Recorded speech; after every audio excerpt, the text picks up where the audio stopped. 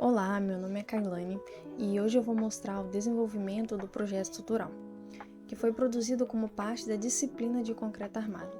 Nesse vídeo eu vou explicar de forma clara cada etapa do processo, desde a análise inicial do projeto arquitetônico até o desenvolvimento dos principais elementos estruturais, como lajes, vigas e pilares.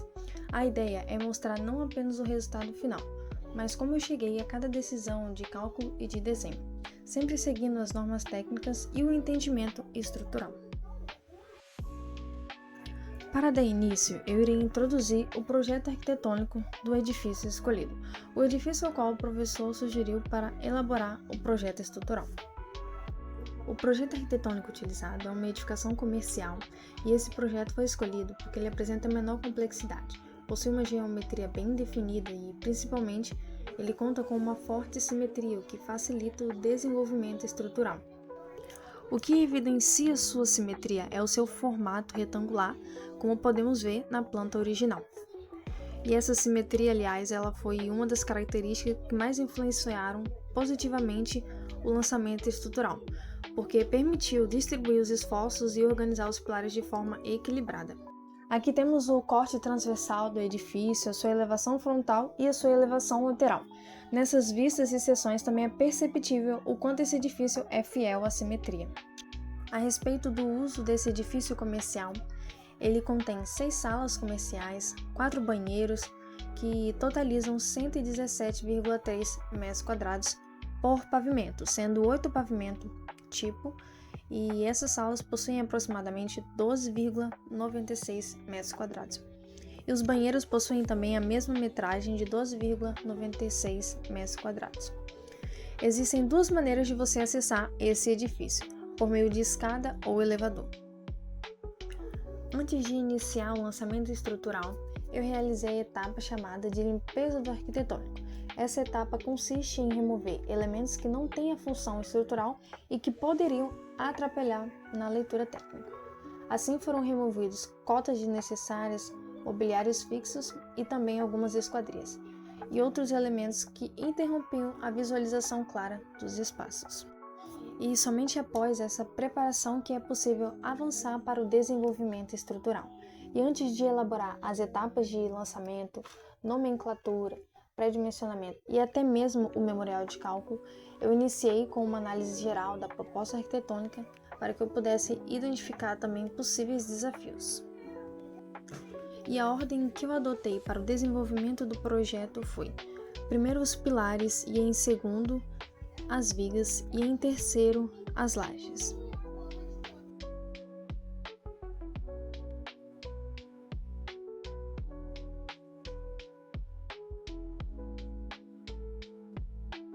Em sequência, realizei o lançamento estrutural dos respectivos elementos.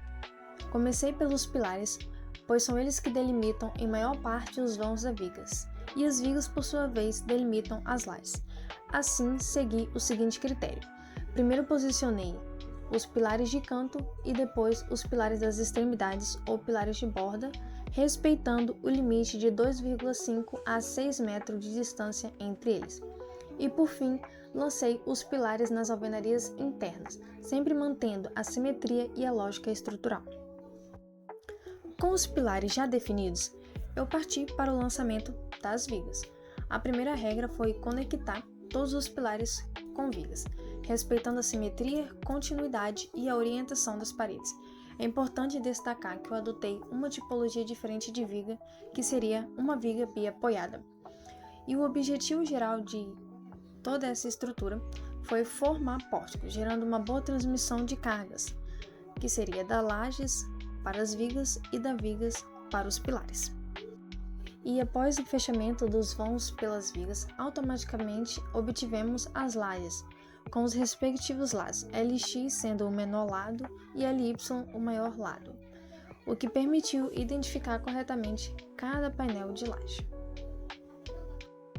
Depois de verificado que todos os elementos estavam devidamente posicionados e compatíveis com a norma, seguimos para a nomenclatura. Começando pelos pilares. De acordo com a NBR 6118, utiliza-se o prefixo P para os pilares. A numeração é feita da esquerda para a direita, de cima para baixo, conforme a norma recomenda. E no caso dos pilares, obtive um total de 18 pilares, sendo 4 pilares de canto, 10 pilares de borda e 4 pilares internos. Para as vigas, utilizamos o prefixo V, e as vigas elas foram numeradas seguindo a mesma forma, da esquerda para a direita e de cima para baixo. Já com as vigas, obtive 10 vigas no total, sendo algumas vigas contínuas que foram tratadas como uma única viga na nomenclatura, adotando-se o maior vão para dimensioná-la. A viga V3, por exemplo, é uma viga biapoiada. Ela foi utilizada porque o vão entre os pilares era inferior a 2,5 metros. Então, a melhor solução foi apoiá-la sobre outra viga. Finalizando, as lajes foram nomencladas e eu obtive 11 lajes, sendo 2 delas específicas, a laje do patamar da escada e a laje do último piso da escada. Com a nomenclatura concluída, iniciamos o pré-dimensionamento dos pilares, vigas e lajes. Para o pré-dimensionamento dos pilares, a primeira etapa é o cálculo da área de influência.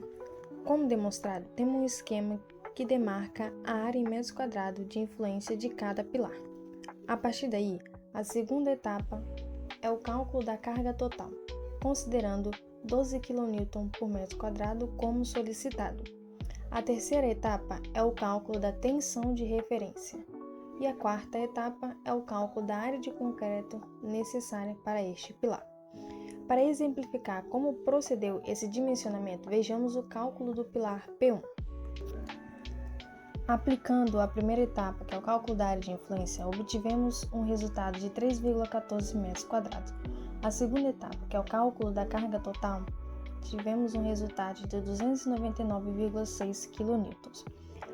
O cálculo da tensão de referência, tivemos um resultado de 1,88. Partindo para a quarta etapa, que é o cálculo da área de concreto, pegamos a nossa carga total e dividimos pela tensão de referência, que deu um resultado de 159 cm². A norma determina um mínimo de 360 cm² de área de concreto para os pilares, equivalente a um pilar com dimensões de 15 por 24. Como esse projeto respeita as alvenarias, temos alvenarias de 15 cm e 20 cm. Então, uma das dimensões desses pilares seria 15 ou 20 cm. O pilar P1 possui uma alvenaria de 20 cm. Então, utilizamos a razão de 360 cm² dividido por 20, que dá a segunda medida, que é 18 cm. Ou seja, o pilar P1 é um pilar de 20. Para o pré-dimensionamento das vigas, utiliza-se 3 informações: H, que é a altura da viga, BW, que consiste na base da viga, que no caso desse projeto utilizei a espessura da alvenaria, e L, que é a largura da viga, ou seja, o vão da viga, que normalmente é dado no projeto. Para exemplificar como que procedeu esse desenvolvimento, vejamos o cálculo da viga V1. Utilizamos o vão dela e multiplicamos por 2 frações, por 12 e por 10. Entre essas 2 frações, utilizamos uma medida múltiplo de 5. O resultado que obtive foi a viga V1 de 20 por 30 cm. Para o pré-dimensionamento das lajes, utilizamos seus lados, LX, que é o menor lado, e LY, que é o maior lado, e aplicamos os limites normativos. Se a altura dessa laje dá menor que 8 cm, adotamos 8 cm de altura para essa laje. Se ela dá um valor entre 8 e 10 cm, utilizamos 10 cm de altura. Se ela dá um valor de 10 a 12 cm, utilizamos 12 cm de altura. Se o valor que é obtido é de 12 a 16 cm, utiliza-se 16 cm. Acima de 16 cm, essa laje é protendida. Para exemplificar, vejamos o pré-dimensionamento da laje L1 do projeto.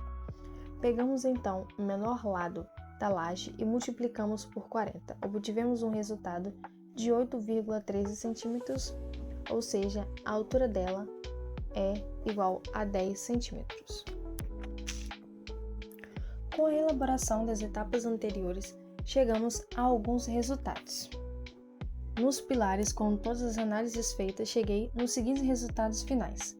Obtive 4 dimensões de pilares, sendo 20 por 8 pilares nessa tipologia, 15 por 24, 6 pilares nessa tipologia, 15 por 38, 2 pilares nessa tipologia e 20 por 25, 2 pilares nessa. Com o dimensionamento das vigas, obtive 2 vigas na medida de 20 por 30, 7 vigas na medida de 15 por 30 e uma viga na medida de 20 por 20. Seguindo as normativas para a altura de lajes, obtive 2 espessuras de lajes, 8 lajes na altura de 10 cm e 3 lajes na altura de 3 cm.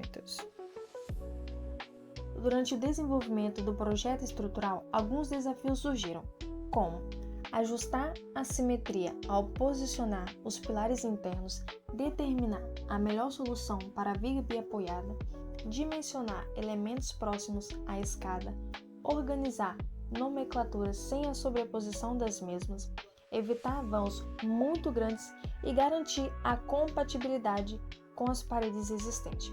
Todos esses desafios foram solucionados com o ajuste no lançamento e com uma análise cuidadosa de simetria e continuidade estrutural. Para concluir, todo o projeto estrutural foi desenvolvido com base na NBR 6118/2023.